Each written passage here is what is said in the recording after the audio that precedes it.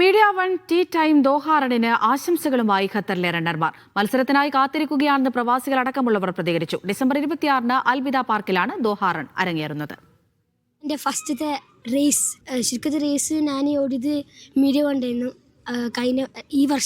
കഴിഞ്ഞ വർഷം 2.5 കിലോമീറ്റർ വിഭാഗത്തിൽ പങ്കെടുത്തതിന്റെ ആത്മവിശ്വാസമാണ് മുഹമ്മദ് ആഹിലിന് കൂട്ട്. ഇത്തവണയും താൻ ഉണ്ടാകുമെന്ന് ഉറപ്പിച്ചു പറയുന്നു ഈ 7ാം ക്ലാസ്സുകാരൻ. നല്ല പ്രോഗ്രാം ആയിരുന്നു, നല്ല ലെവൽ പ്ലാൻ ചെയ്യുന്നു, കുറേ ആൾക്കാരുണ്ടായിരുന്നു. കഴിഞ്ഞ വർഷം 2.5 കിലോമീറ്റർ.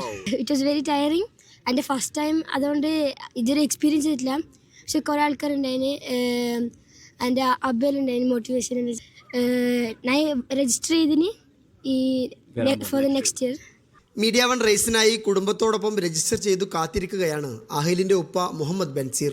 കഴിഞ്ഞ മീഡിയ വണ്ണിൻ്റെ റേസ് അതിലുള്ള എക്സ്പീരിയൻസ് പറയുകയാണെങ്കിൽ ഒരുപാട് ഇമ്പ്രൂവ്മെൻ്റ് ഒരുപാടുണ്ട്. ഈ ഇമ്പ്രൂവ്മെൻറ്റ് ഇനി ഈ വരുന്ന മീഡിയ വണ്ണിൽ ഇതിനും കാട്ടി നല്ല പെർഫോം ചെയ്യാൻ പറ്റും എന്നുള്ളതാണ്. അത് കൂട്ടത്തിൽ ഇതെല്ലാം ഒരു ഹെൽത്തിന് വേണ്ടിയിട്ടാണ് നമ്മൾ ചെയ്യുന്നത്. നമ്മളെ സ്വന്തം കഴിവിനെ നമ്മൾ തന്നെ തെളിയിക്കുകയാണ്. അപ്പോൾ ഹെൽത്തും കൂടി അത് കെയർ ചെയ്യുന്നുണ്ട്. ഞങ്ങളും വരുന്നുണ്ട് മീഡിയ വണ്ണിൽ പ്രോഗ്രാം, അത് നിങ്ങളും കൂടെ ജോയിൻ ചെയ്യാം. ഓടാൻ ഇത്രയും നല്ല കാലാവസ്ഥ ഇനി എപ്പോൾ കിട്ടുമെന്ന് ചോദിക്കുന്നു ദോഹയിൽ എഞ്ചിനീയറും റണ്ണറുമായ മാസൂം. യൂഷ്വലി ഇവിടുത്തെ സമ്മേഴ്സ് കുറച്ചൊരു എക്സ്ട്രീമാണ് ഇൻ ടേംസ് ഓഫ് ആൾക്കാർക്ക് മോർണിംഗിൽ റൺ ചെയ്യാനും കാര്യങ്ങളും. ഈ ഒരു ടൈമിൽ വളരെ നല്ല പെർഫെക്റ്റ് ആയിട്ടുള്ള ക്ലൈമറ്റുമാണ്.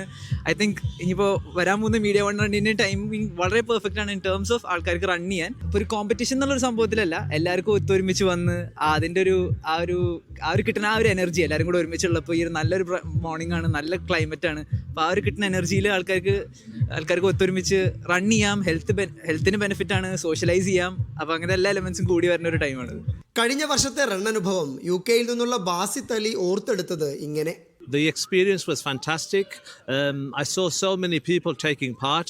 It was very successful, involved the whole community, from adults to teenagers to the young children. Everybody had a wonderful time. I think it was really, really well organized.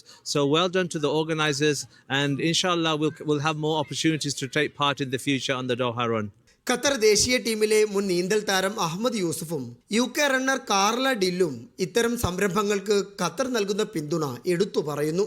It's very excellent. This is what we talk about. This kind of races build the base for the kids, build the base for the young people to start a normal, healthy life. And this is the point of for all kind of races like this. I think encouraging people and people seeing people getting active and enjoying, healthy active lifestyle and all these events, I think is just such a great thing.